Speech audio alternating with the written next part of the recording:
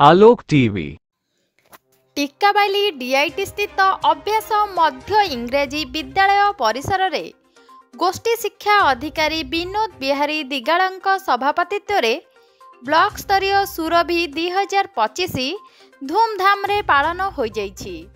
उक्त कार्यक्रम रे मुख्य अतिथि भावे कंधमाल सांसद प्रतिनिधि जितेंद्र डाकुआ जोग देइथिबा बेले मुख्य वक्ता भावे डीआईटी प्रिंसिपाल डॉक्टर शिवप्रसाद पंडा जोग देइथिले।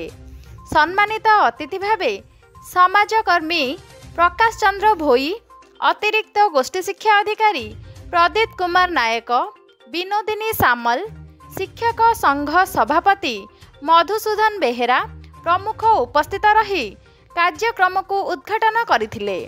टिक्काबाली ब्लॉक रो विभिन्न विद्यालय आसीथिबा शिशु प्रतिभा माने क्विज, वितर्क, प्रबंध, चित्रकला, शिल्पकला, संगीत, नृत्य, वक्तृता, सृजनशील लिखन आदि विभिन्न प्रतियोगिता रे भाग नहीं निज निजर प्रतिभा देखाइथिले।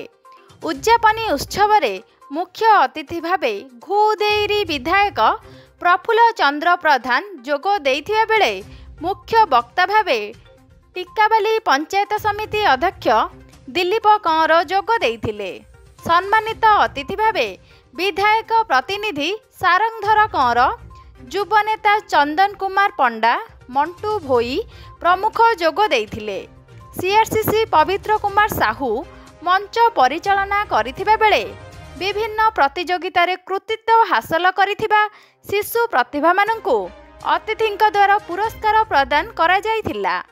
एही ब्लॉक स्तरीय सुरभि कार्यक्रम रे प्रथम स्थान अधिकार करिथिबा शिशु प्रतिभा माने आगामी दिन रे हेबाकु थिबा जिला स्तरीय सुरभि कार्यक्रम रे भाग नेबे। टिक्काबाली ब्लॉक रो विभिन्न विद्यालय आसीथिबा शिक्षक शिक्षयित्री और समस्त सीआरसीसी माने सहयोग करथिले। बीआरसीसी प्रदीप कुमार नायकंक मार्गदर्शन रे समस्त कार्य सुचारू रूपे परिचालित होइथिला। शेषरे सीआरसीसी पवित्र कुमार साहू धन्यवाद अर्पण करथिले। ब्यूरो रिपोर्ट आलोक टीवी।